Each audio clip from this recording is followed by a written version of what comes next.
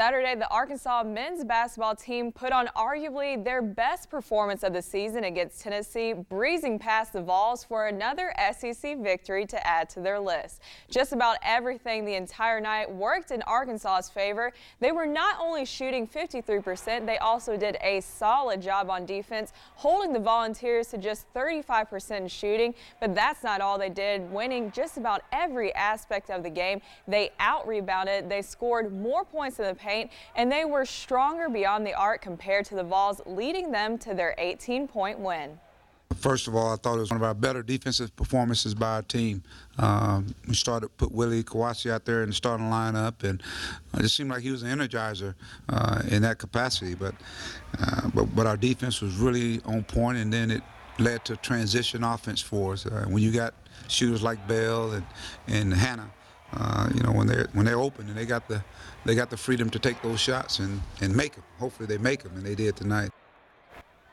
With not that many games left until the SEC tournament, the Razorbacks women's basketball team is looking to get out of a little bit of a slump they've hit as of late. The Hogs' losing streak is now at 4 games in a row. Their last 2 games against top 25 ranked teams have not worked out well for them, losing to the Vols by 18 points this past Thursday. But today they'll be looking to turn things around against Vandy at 6 p.m.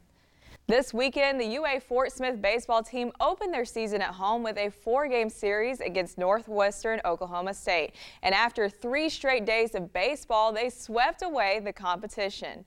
Friday night, they beat the Rangers 9-3. Then Saturday, in a tough doubleheader, they came out on top and ended it all yesterday. They wrapped things up in a game that came down to the wire in the 9th inning, winning 7-6, which is a great way, of course, to start off the season before continuing on a tough schedule on the road. Where, you know, a lot of times I've had teams where they get in a close game and they just kind of get nervous and nothing happens, where we've always responded every time we've been, you know, hit in the face. We've got back up and scored and scratched our run. Absolutely. It's, I mean, 4-0. Anytime you can get a sweep, then that's huge. You play 4 games, and the first one was a big win, 9-3, I think it was, and then we win 3 close ones, so that's always big. The pitchers did a great job keeping us in every game.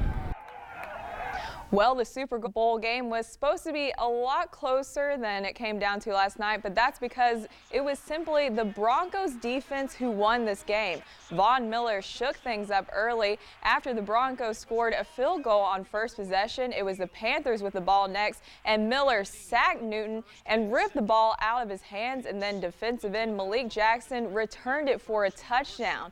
With the Broncos winning Super Bowl 50 24-10, rightfully so, Broncos Von Miller wins the most valuable player of the game. He had 6 tackles, 2.5 sacks, and 2 forced fumbles. Also, the next big question everyone was wanting to know after the game, if this would be Peyton Manning's last game. And the answer is neither yes or no.